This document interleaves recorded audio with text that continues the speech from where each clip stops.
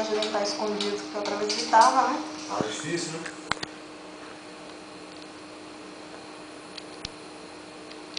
Ah, aquela bolinha preta ali, ó.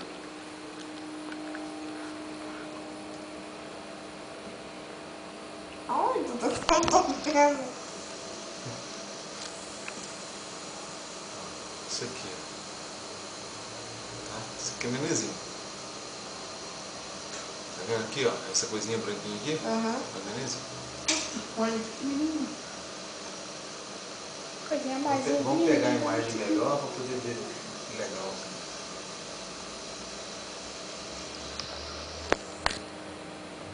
Nossa, cresceu.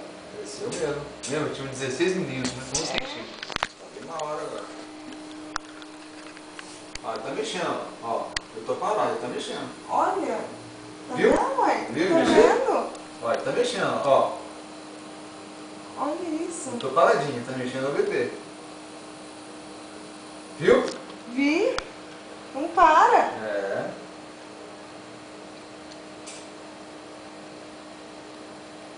Pegar melhorando pra poder ver o tamanho dele. É, como esse trocinho se mexe?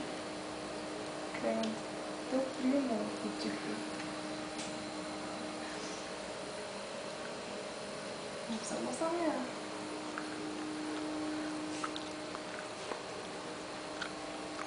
Não precisa ficar apertando, não. Não tá apertando nada. Nossa, se mexe muito. Muito. Também tinha muito de espaço ali. Olha, tá vendo, mãe, como se mexe? Tô. Olha, essa é a cabecinha, né, Dudu? Aham. Olha, mãe. Olha aqui, olha o tamanho dele.